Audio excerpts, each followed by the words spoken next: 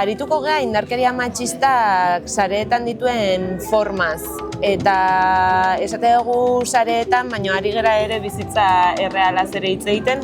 Askotan iruditzen zaigulako mundu virtual hori edo dala pixkat lausoa eta dagola ezakit odeian edo beste nun baiten, baina ez materialki gure bizitzetan hemen hola ikutzen eragiten digu eta saiatuko gea horiek identifikatzen eta baita ere eta importantea da horiei aurre egiteko estrategiez arituko gea. Igual orain arte ikuspuntu feministatetik bai gogoetatu dela asko autodefentsa feministatik nola egin aurre kaleetan, gau giroan, baina igual geratzen zaigu hausnartzea nola egin kolektiboki aurre sareetan edo emoten dabilen violentzia forma berri hauei nola erantzun, ez? Eta gero ulertzea ere bai, sareak tresna bat edo herramienta bat diren moduan dekiela bere alde ilun eta alde argia, ez? Orduan, alternatibak, pixkat modu positibo bai, alternatibak proposatzen eta hor nola antolatu kakanazte guzti hori. Askotariko indarkeria formak edo detektatu daitezke, nik itzen goet ere nire tokitik igual, ez? Badaudelako ere adituak hontan ari dianak, ez dakite manosferari buruz hitz egiten dutenak, hitz egiten dutenak ziberbullyingari buruz, ziberrakosari buruz, eta gero nik uste badagola zerbait ez eguna ahaztu behar, eta dela pikera hitz ditugun sare sozialak orokorrean edo sare sozial mainstreamak noren eskutan dauden, ez? Eta hortik abiatuta ja egin dezakegu analisi bat ikuspegi antikapitalista eta ikuspegi feminista eta antiarrazista batetik noren txiringitoak edo noren etxeak elikatzen ari geran, eta gogoeta kritiko bat egin horri buruz ere, eta pentsatu horre resistitza baldin badugu eta horre egotea erabakitza baldin badugu, erabaki kolektibo bat izan behar dula ere, eta orduan hor sareetan ere lehen esan deten bezala ez da bakarrik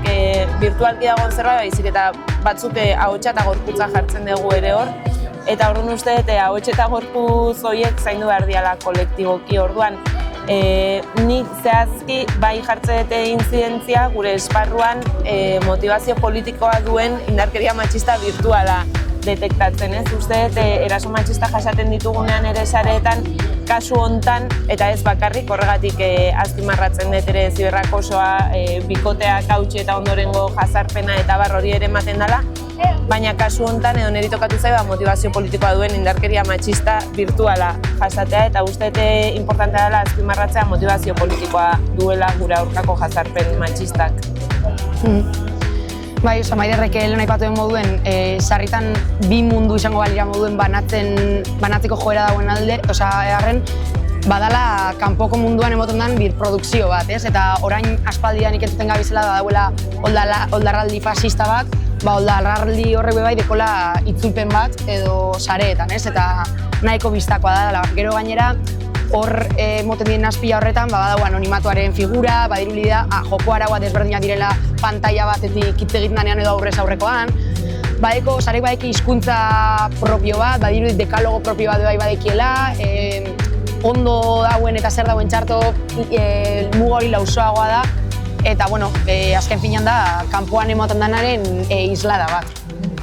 Hasteko, nik bai azpimarratu nahi dut, inbarko genukela pensamiento bat ere, sare hoien ze alternatiba sare dauden, eta hoien mapeo bat egitea ere igual interesgarria litzatekeela, eta ez bakarrik noizean behin gaudenean ja larrituta Elon Muskekin mastodontera jauzi egiteko deia egiten, baizik eta kolektiboki estrategia bat egotea sareak nola erabili, beste sare batzuk erabili ala ez, eta barrez ezakit zenbateraino balio duen esatea isa ez eta inbeste elikatuko, baina derrepente Blue Skyera ninjoa, derrepente mastodontera ninjoa, ari zera zure burua triplikatzen, eta beraz askotan lan herramienta danok ere triplikatzen ari gara gure lana ezakitzen sareetan egoten. Orduan iruditzen zait bai falta dela estrategia kolektibo bat horri aurre egiteko, eta bestela, eta erabakitza baldin badugu hor irautea, beti daude estrategia hackeatzeko sareak, ez? Esate baterako zentsuratzen baldin bagaitu Instagramek, batean taldeak erantzutea alako, ezakit imaginatu, titi biluziekin, jende pila batek erantzutea titi biluziekin eta ea zer egiten duen Instagramek, ez? Alako spameoarekin.